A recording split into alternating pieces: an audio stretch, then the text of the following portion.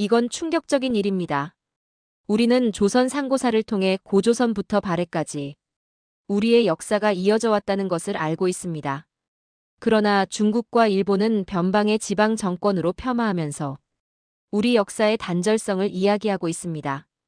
그런데 놀라운 것은 해외 역사학계가 이들의 말을 반격하면서 오히려 한국의 역사적 연속성을 더욱 강조하고 있습니다. 도대체 그들의 연구가 무엇이었을까요? 그 충격적인 사실 시작해 보겠습니다. 그 전에 잠시 2초만요. 구독은 영상 제작에 큰 힘이 됩니다. 여러분, 질문 하나 드리겠습니다. 우리 역사는 과연 어디서 시작되었을까요? 중국 사서에 기록된 대로 조선은 그저 중국의 속국에서 출발했을까요? 아전 신채호 선생은 조선 상고사를 통해 외쳤습니다. 기자조선은 허구이고 위만조선은 반역의 기록일 뿐이며 한사구는 한반도의 식민지 지배 증거가 아니다. 우리 역사는 단군조선에서 부여, 고구려, 발해로 이어지는 연속된 민족사이다. 그렇다, 우리 역사는 결코 끊어진 적이 없다. 그러나 중국 학자들은 고조선과 발해를 중국 역사 안에 가두려 했습니다. 그들은 고조선을 중국의 한 지방 정권에 불과하다고 주장하며 발해 역시 당나라의 지방 정권, 이른바 속국에 지나지 않았다고 말합니다. 일본 학자들의 시각도 크게 다르지 않았습니다. 메이지 시대 이래 일본 학계는 발해는 한국사가 아니다라는 주장을 이어왔습니다. 그런데 놀랍게도 오늘날 해외 학자들의 연구가 중국과 일본의 주장을 반박하고 있습니다. 그리고 단재 신채호 선생의 목소리에 힘을 보태고 있습니다. 우리는 당연한 이야기라고 생각할 수 있습니다. 그런데 해외 학계에서 오히려 한국사의 연속성을 더 주장하는 것은 정말 놀랄만한 일입니다. 그리고 이 사실은 우리의 역사를 객관적으로 접근할 수 있는 좋은 기회입니다. 그리고 우리가 후대에게 말해줄 수 있는 힘을 가질 수 있는 기회입니다. 이제 잊혀진 진실과 국제학계의 발견이 만나는 하나의 이야기를 들려드립니다. 조선 상고사와 해외 학자의 교차점. 그 속에 담긴 한국사의 놀라운 연속성입니다. 먼저 고조선과 부여의 관계를 보겠습니다. 후한서는 분명히 기록합니다. 부여가 있는 곳은 본래 동이의 땅, 이전 고조선의 땅이다.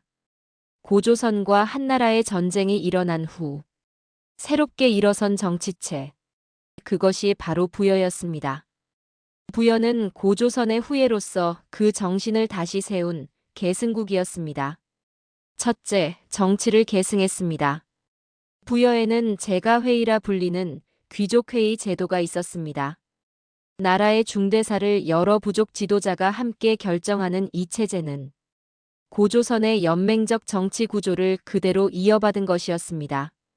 이 전통은 훗날 고구려의 오부회의로 다시 꽃피게 됩니다. 둘째, 제천 전통을 계승했습니다. 부여 사람들은 매년 12월 하늘에 제사를 지내는 영고를 열었습니다.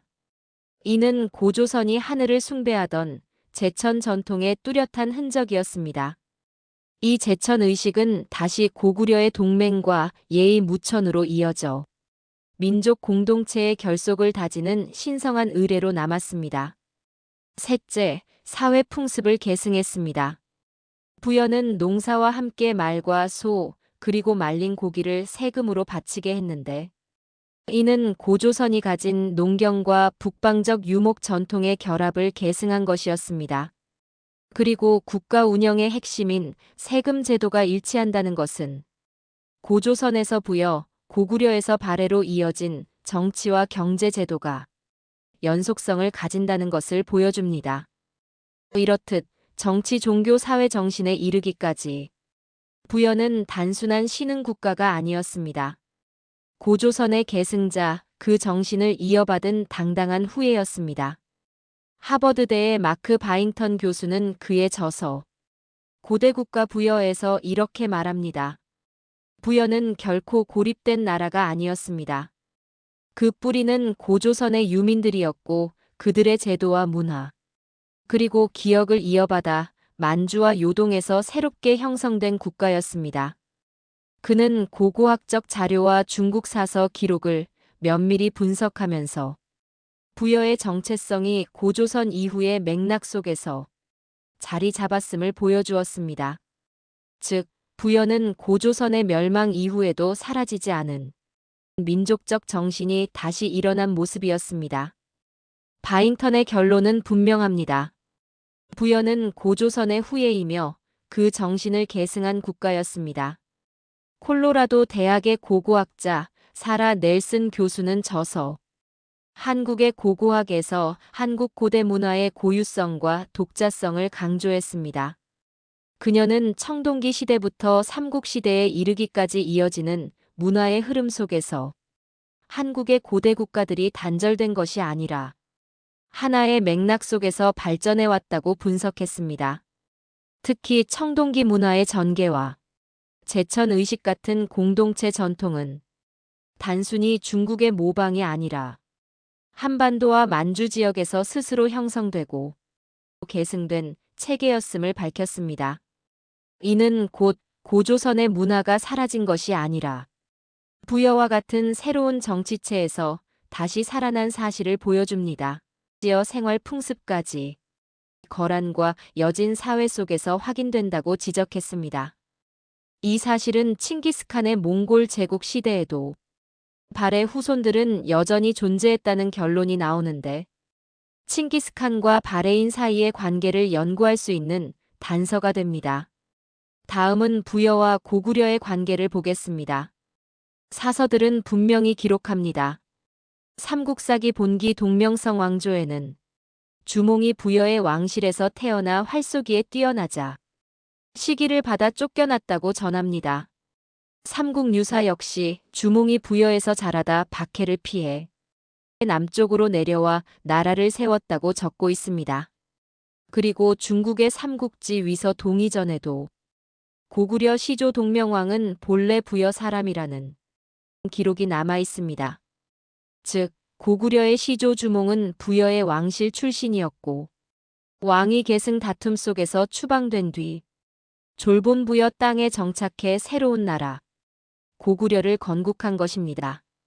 그리고 삼국유사와 세종실록의 왕력에서 주몽의 아버지는 단군이다 라는 글을 접할 수 있습니다. 이는 고구려가 곧 고조선의 계승국임을 나타내는 문헌 증거라 할 수 있습니다. 그리고 역사적으로 고조선부터 고구려까지 계승을 잊지 않으려는 노력으로 보입니다.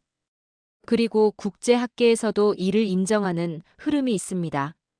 예를 들어 하버드 대학의 조나단 베스트 교수는 그의 저서 백제의 고대 역사에서 주몽 신화가 부여의 기존 신화 구조와 강하게 연결되어 있음을 지적합니다. 즉, 고구려 건국 신화는 독창적이라기보다 부여 왕실 신화의 변형이라고 해석했습니다. 부여 건국 신화에서 시조 동명은 태양신과 하백의 딸 사이에서 태어난 존재로 전해집니다.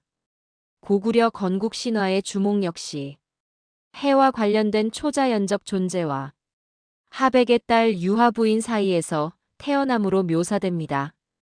즉, 천재와 물 여신의 결합이 동일합니다. 이는 단순한 전설이 아니라 왕권의 합법성을 확보하기 위한 정치적 장치였습니다. 고구려의 시조 주몽이 부여 출신임은 삼국사기 삼국유사에 기록된 바와 동일하며 이는 곧 고구려가 스스로를 부여의 후예로 자임했다는 증거라고 설명합니다. 나아가 백제는 고구려에서 갈라져 나온 국가이므로 부여, 고구려, 백제로 이어지는 전통적 계승 구도가 존재한다고 주장합니다. 조나단 베스트는 특히 고구려와 백제가 단순한 새로운 세력이 아니라 부여의 신화, 문화, 정신을 계승한 정통 국가라는 점을 강조합니다. 따라서 삼국 초기 국가들의 정체성을 이해할 때 부여 전통의 계승이라는 시각이 필수적이라고 정리합니다. 이처럼 여러 연구를 종합하면 고구려는 단순한 신흥정부가 아니라 부여의 정통을 계승한 국가였습니다.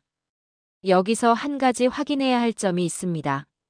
고조선과 고구려 사이의 정통성 계승 부분입니다. 우리는 부여를 통해 이어졌다고 알고 있습니다. 그러나 전 영상에서 밝힌 예맥도 언급해야 합니다. 부여는 기원전 2세기부터 기원 후 5세기까지 만주 송화강 유역을 중심으로 세력을 형성한 국가로서 고구려, 백제 건국 신화와도 직접 연결됩니다. 예맥 쪽은 예와 맥 두 집단을 아울러 부르는 말로 주로 함경도 요동 일대에 분포했고 후에 고구려의 기반 세력이 됩니다. 중국 사서에서는 고조선 이후 예맥의 활동을 기록합니다. 부여는 왕 중심의 비교적 중앙 집권적 체제를 갖췄습니다. 사출도 같은 독특한 분할 통치 체계가 특징입니다. 예맥은 여러 부족 단위의 분절적 사회로 느슨한 연맹체적 성격이 강했습니다. 큰 군장이 있었지만 부여처럼 왕권이 뚜렷하지는 않았습니다. 부여는 영고, 예맥은 무천이라는 제천 의식이 유명합니다. 고구려가 이 전통을 계승했다고 봅니다. 언어학자 알렉산더 보비는 그의 논문에서 부여어가 고구려어 발해어와 같은 계통이라고 분석합니다. 예맥족 역시 부여, 고구려와 같은 언어적 계열에 속했습니다. 결과적으로 부여와 예맥 그리고 고구려는 하나의 문화권, 언어권으로 묶일 수 있습니다. 정리하면 부여는 왕국적 성격이 강한 중심 세력이고 예맥은 고조선 이후 만주 한반도 북부에 흩어져 있던 부족 연맹이라 할 수 있습니다. 부여는 국가적 틀을 갖춘 고구려의 중심 세력이었고 예맥은 주변 부족 세력으로서 고구려와의 융합을 통해 역사적 연속성을 이어간 것입니다. 이제 고구려의 계승자라 선언하며 동북아의 강국으로 자리 잡았습니다. 먼저 사서들은 분명히 말하고 있습니다. 구당서와 신당서는 발해를 두고 본래 고구려의 별종이다라 기록했습니다. 즉 발해가 스스로를 고구려의 후예라 천명했을 뿐 아니라 당대 중국조차 그렇게 인식했던 것입니다. 삼국사기 또한 발해의 건국자 대조영을 고구려 장수 출신이라 밝히며 고구려 멸망 후 유민과 함께 발해를 세웠다고 전하고 있습니다. 발해는 문헌 속에서부터 이미 고구려의 계승자로 자리 잡고 있었던 것입니다. 둘째, 발해의 지배층은 철저히 고구려의 피를 이었습니다. 발해를 세운 대조영은 고구려 장수 출신이었고 그를 따랐던 장수와 백성들 역시 고구려 유민들이었습니다. 발해의 왕실은 스스로 고구려의 후예임을 선언했고 새로운 나라의 뿌리를 고구려에 두었습니다. 이처럼 발해의 권력 기반은 말 그대로 고구려인의 나라였습니다. 셋째, 제도와 문화에서도 고구려의 흔적은 뚜렷합니다. 발해의 중앙정치체제, 정당성 육부제는 고구려 귀족회의의 전통을 계승한 것이었습니다. 발해의 수도 상경용천부는 국내성과 평양성의 도시 구조와 놀라울 정도로 닮아 있었고 불교 문화 또한 고구려 불교의 계승이었습니다. 즉 발해의 국가는 고구려 제도와 문화를 다시 세운 재현의 무대였습니다. 넷째, 땅속에서 나온 증거도 이를 뒷받침합니다. 발해의 상경성, 중경성, 동경성에서 발굴된 기와와 토기들은 고구려 양식을 그대로 이어받았습니다. 장례 문화에서도 마찬가지였습니다. 고구려의 적석총 전통이 발해 무덤 양식 속에 살아있었던 것입니다. 유물과 유적이 증명합니다. 발해는 고구려의 그림자가 아니라 고구려의 부활이었습니다. 이 모든 흐름을 꿰뚫는 신채호 선생의 결론은 하나였습니다. 단군 조선에서 부여, 부여에서 고구려, 고구려에서 발해로 우리 역사는 한 번도 끊어진 적이 없다. 이는 단순한 역사 해석이 아니었습니다.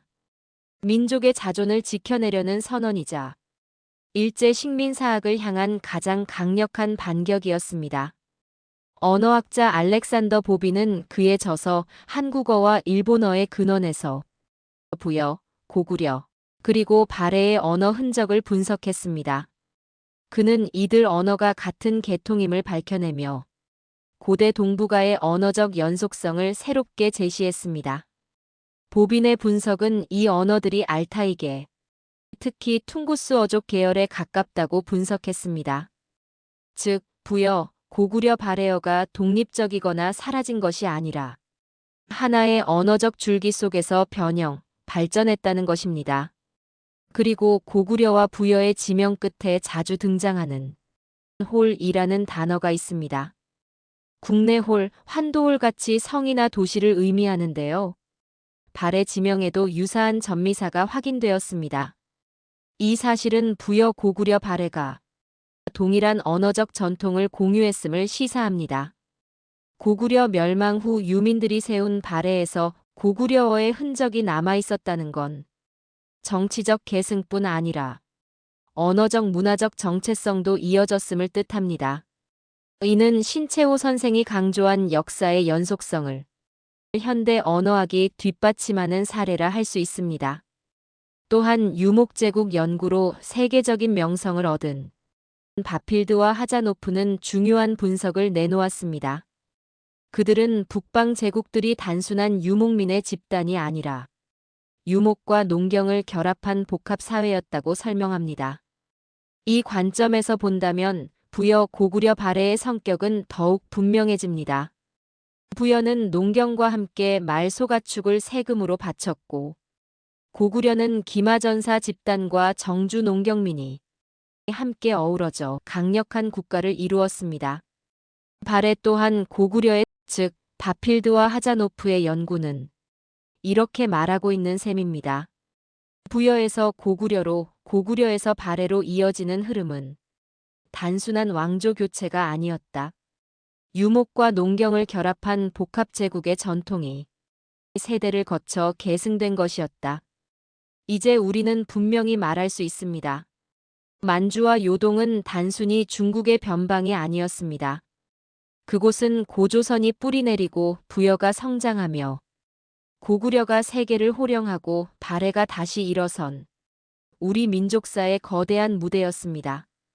100년 전 신채호 선생은 조선 상고사를 통해 그 진실을 외쳤습니다. 그의 글은 단순한 역사서가 아니었습니다. 민족의 혼을 지켜내기 위한 투쟁이자 식민사관에 맞선 선언이었습니다. 그리고 오늘 해외 학자들의 연구가 이를 다시 확인해주고 있습니다. 고고학은 문화의 연속성을 보여주고 언어학은 같은 뿌리에서 이어진 흔적을 밝혀주며 역사학은 계승의 흐름을 재구성하고 있습니다. 이것은 단순히 한국사만의 문제가 아닙니다. 세계사 속에서 한민족이 결코 주변부가 아닌 주체적인 문명 세력이었다는 증거입니다. 역사란 기록의 전쟁이자 기억의 전쟁입니다. 그리고 그 전쟁에서 우리는 스스로의 목소리로 다시 일어서야 합니다. 바로 이것이 조선 상고사가 던지는 국제사적 의미입니다. 역사는 남이 써주는 것이 아니라 우리가 스스로 세워가는 것이다. 고조선의 유민이 부여로, 부여의 전통이 고구려로, 고구려의 정신이 발해로, 이 거대한 흐름은 단절 없는 하나의 강처럼 이어져 왔습니다. 조선 상고사와 해외 학자들의 만남. 그 속에서 드러나는 진실은 단 하나. 우리 역사는 결코 끊어진 적이 없다. 오늘의 이야기가 여러분의 가슴 속에 민족의 자존심으로 다시 살아나길 바랍니다. 이야기는 여기까지입니다. 누군가 우리의 역사의 연속성을 물어보고 반론을 제시할 때 어떻게 설명하면 좋을까? 하는 의문의 영상을 제작했습니다. 이제는 당연하다는 것을 넘어 근거를 제시할 수 있는 마음가짐이 필요한 것 같습니다. 그리고 우리의 다음 세대에게 잘 보존해서 전해주어야 하겠습니다. 댓글을 통해 지적과 함께 수많은 정보를 제공해주신 시청자 여러분께 깊은 감사를 드립니다. 감사합니다.